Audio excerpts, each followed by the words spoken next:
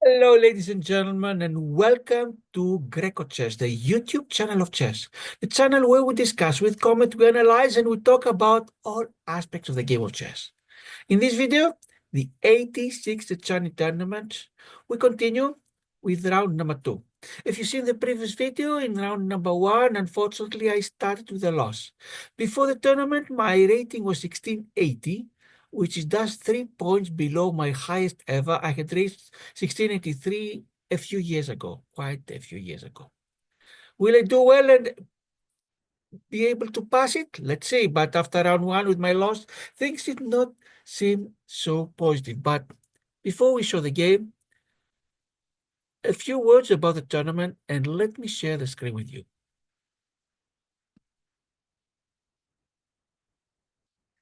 This is the monthly Chessanity tournament, the 86th edition.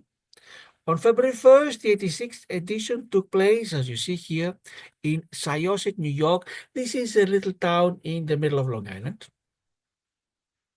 And it had 5 sections, depending on your rating. And with my rating, I was only eligible for the under 2000. And if you see here, the under 2000, where I point my arrow, 3 rounds, meaning I had to face 3 opponents. And the time control was G45, D5, which means that when the game started, players had 45 minutes on their clocks. And when it's your time to play, for the first 5 seconds, the clock does not move. This is the delay. The time that you can think without losing any of your time. But after that, the time continued going downwards from where it gets stopped after the previous move, and you're supposed to complete all your moves before the clock goes down to 0, because then you're timed out. Round number 2, my opponent. His name is Timothy Kogan. His rating is 588, and you may think it's too low, but if you look at the tournament he played, of course, the most recent was the 86th on February 1st, and the previous was the 51st. 51st means, given the fact that the tournament takes place once per month, it means about 3 years ago. He has not played in a rated tournament for 3 years. So the question is, was he able to improve during that time? Or did he still stay at the 588?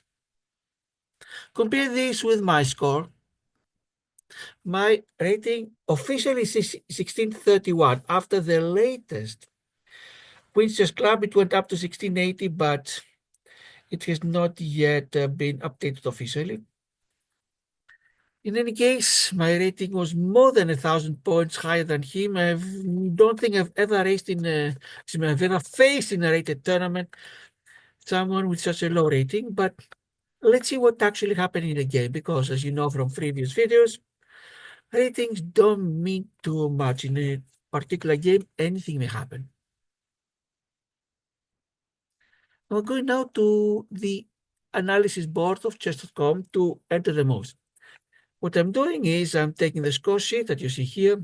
I'm copying the moves one by one on the chessboard, and the computer of chess.com is going to evaluate the positions. Positive number means white is doing better. Negative number means black is doing better. The number shows how better each of one player is doing. A difference of 1.00 means exactly 1 pawn, while the units that it uses are the 0.01, which is a centipawn, a hundredth of a pawn. Also, the computer will make a comment on the move, anything from brilliant with 2 exclamation points, great 1 exclamation point. If it is the best without being great or brilliant, you see a star. If it's an excellent, almost as good as great, then you have a thumbs up. Good is a checkpoint. Inaccuracy is question mark followed by exclamation point. Mistake is 1 question mark, and blunder is 2 question marks. Computer will show us which move it thinks would have been the best and what are the 5 top moves for the other player whose turn is to come. And Timothy had the white pieces and I had the black. Timothy starts. For a while we'll have the book moves, pawn to e4, meaning book moves means moves that have been extensively analyzed by opening theory. I reply with the French defense. That's the one I'm mostly familiar.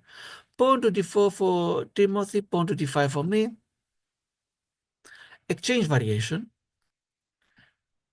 The problem with this exchange variation for white is that the black bishop on c8, the so-called French bishop suddenly becomes free. But we're still in the book. Knight f3 for Timothy, who is trying to develop his knight, and I'm doing the same with my knight f6.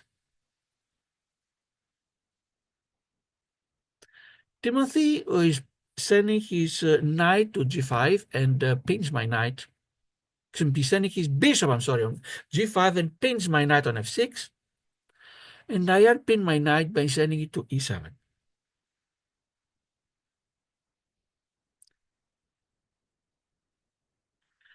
We finished the first 5 moves. Everything is opening theory, book moves, and you see this little booklet here. That's what it means. And Timothy is leading by just 0.06. That means nothing. Next move, knight goes to c3.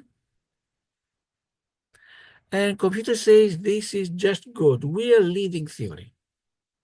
But there is a reason for that. The reason is the knight on c3 controls 2 squares, or at least exerts pressure on d5 and e4 and develops a knight. The problem is that it blocks the pawn on c2. How do I reply? I don't want his knight to end up in b5 and exert pressure, especially if later he moves to bishop to f4. That's why I move my pawn to c6. And also open the diagonal for my queen. Good, says the computer. Bishop to d3 for Timothy. Kingside castling for me. Castling also for Timothy. Bishop to g4 for me. In accuracy, the computer would rather have the pawn to h3 to stop my bishop, but in any case, my bishop makes it to g4. Now Timothy sends his pawn to g3, to h3, and poses a question to my bishop. Bishop, what are you going to do? And I send my bishop back to h5. Timothy sends his rook on e1, and I send my rook on e8. We're fighting for the open e file. Open because there are no pawns there. We completed the first 10 moves, and Timothy is leading by 0.04. Until now, this means nothing. Bishop to e2 for Timothy, who unpins his knight. And I develop my knight, sending it to d7, from b8 to d7. Knight to e5 for Timothy, and I need to exchange a bishop, otherwise, no, not necessarily. I could also put my bishop on g6, but then Timothy could use his knight to take it and double my pawns and have the 2 bishop advantage. That's why I exchange the bishops here. Exchange the knights, and Timothy decides to take it back with his knight. As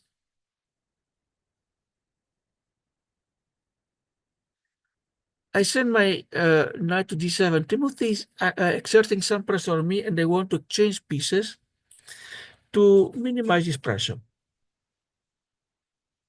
Timothy takes on e7. I take on e7 as well. And now he needs to worry about his rook on e5, because it's attacked by my knight on d7. But first of all, let's tell you, we finished the first 15 moves, and I have an advantage of 0.20. That doesn't mean too much. And game continues. Timothy, who doesn't want to lose control of the e file, or at least give me the control of the open e file, but he of course doesn't want to lose his rook on e5, so he sends it to e2. My queen goes to e8, exerting pressure on the rook.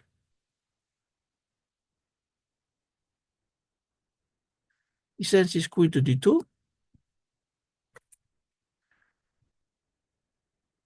And I exchange the rooks.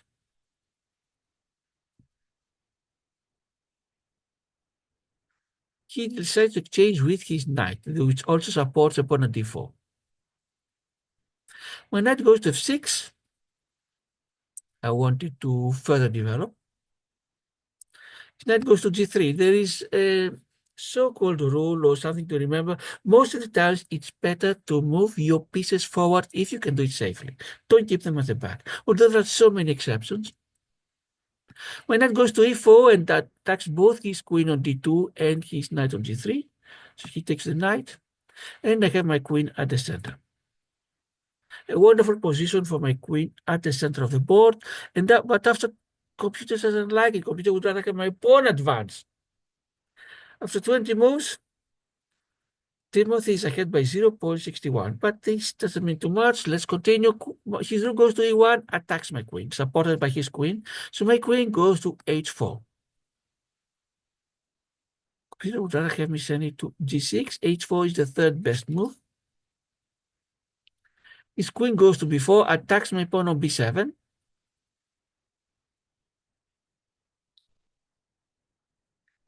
And computer wants me to concede it and send my rook to f8, if you see here, or to d8. Third best possible move is to b5, and I played the fourth best move, pawn to b6, to protect the pawn. If I send it to b5, the c6 pawn is backward. That's what I did not do. Mistakes as a computer, and now really Timothy starts having quite an advantage, 192, and definitely until now I can tell you that's not the way a 588 player would ever play. Clearly his strength is much higher than what his official rating shows. But let's see how the game continues.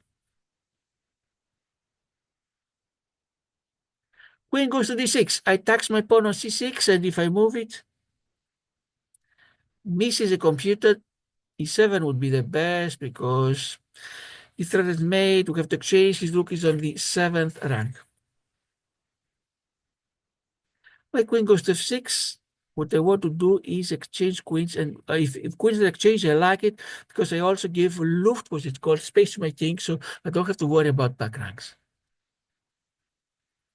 Computer thinks I miss. Would rather have my queen takes the pawn on d4. Perhaps I could, but then he would place his rook on e7. Let's see what would happen then.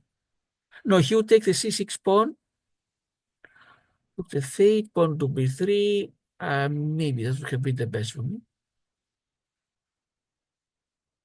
He sends his queen from d6 to d7.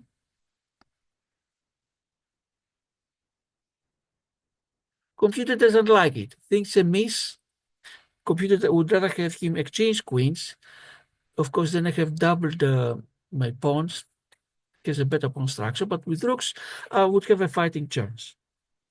I have to worry. First of all, let's get rid of the back rank problem.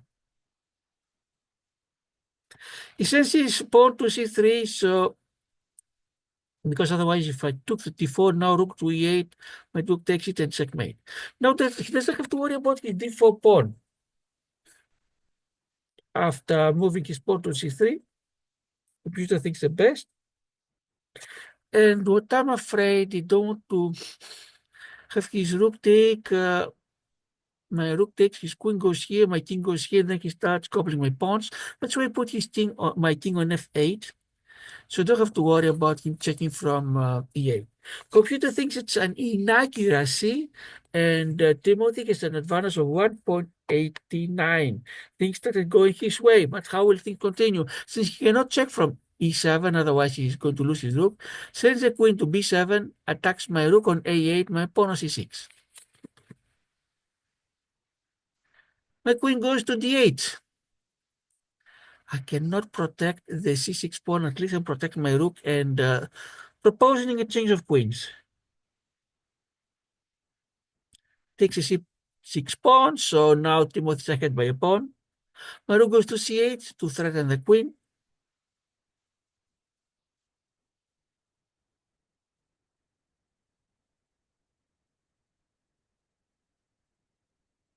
He sends his queen to b7, threatening the pawn on a7.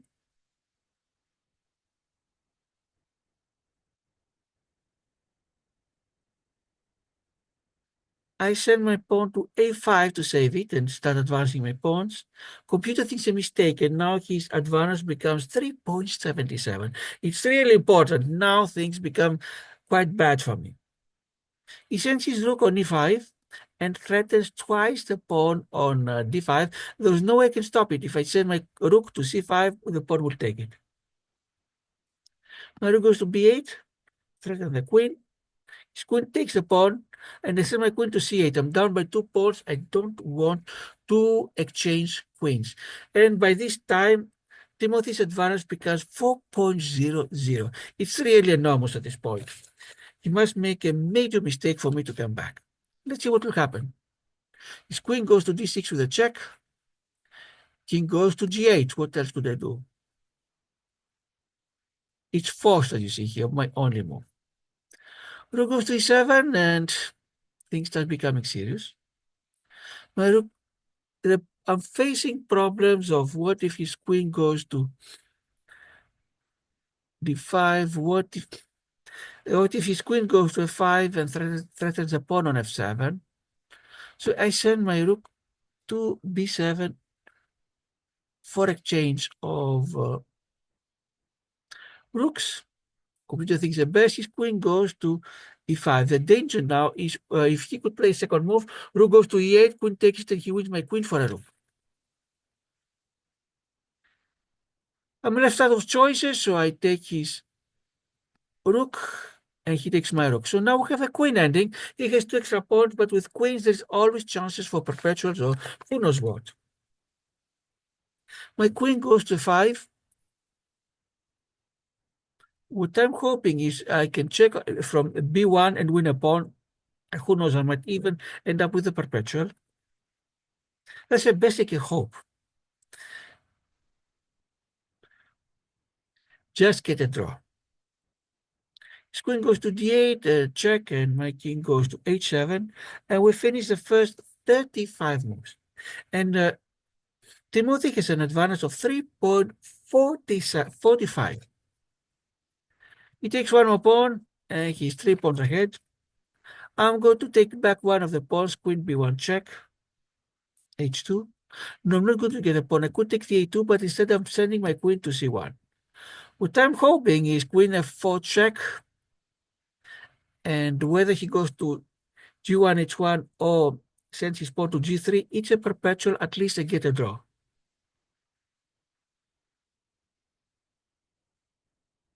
But he's not going to let me do so. And you'll see why. Pawn to d5 pushes the pawn towards promotion and also stops the perpetual, and you see how. Queen to f4 check. If his king went back to g1 or h1, I have a perpetual check. I end up with a draw. But with a pawn on g3, I cannot check on f2. That was my hope before. Without this pawn moving, I could check here, and king goes back and forth, and we get a draw. What can I do now? Queen goes to d2, attacking the pawn on d5. At this point, we completed 39 moves, and Timothy is ahead by 5.51, and as if that was not enough, I have less than 5 minutes on my clock. He had 20 to 30 moves, and at that time, according to the rules, if you have less than 5 minutes on your clock, you can stop recording, and really you are spending too much precious time if you record. So I stopped recording. In summary, what happened next is that he ended up having 2 very strong pawns. It's a C and a D. You see both of them are passed. First of all, he pushed the pawn to d6, then he started pushing the C pawn. He was ready to promote to have 2 extra queens. I was barely able to stop one of them, and I was threatening with perpetual. There were moments that he had pawn on the 7th rank, and if he pushed it to the 8th, I would have a perpetual check. But he saw all my quote-unquote swindle attempts.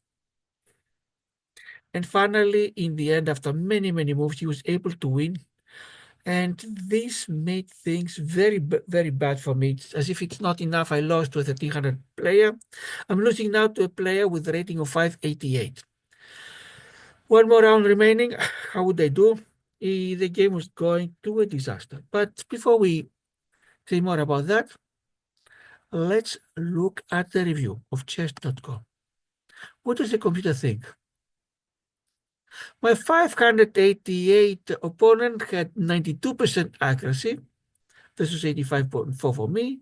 He played as if he was almost a grandmaster, 2450 rating, and I was 2300. So really it's a case of someone that without playing in rating tournaments, he spent these 3 years in improving upon his chess skills, and Timothy, you did great. Timothy, I hope now that you're back in rated tournament, you can do very well in the future. Let's see the various categories. No brilliances. Timothy had a great move. 5 book moves each of us. Best 14 for Timothy, 10 for me. Excellent 12 Timothy, 8 for me. Good for Timothy, 9 for me. I had 1 inaccuracy, 3 mistakes. Timothy had 2 misses, I had 1, and no blunders. So this concludes the second round of the Chessanity Chess Tournament. 1 more round remaining. Let's see what I can do, because starting with 2 losses, my dream for a new rating record must be postponed. I was hoping at least I would not lose that many points, so perhaps in the future tournament I could come back. Once again, thanks to all the viewers, to the likes, the subscribers, and the comments. This is grecochess. I'm Karelos Oniziris, and for now, goodbye.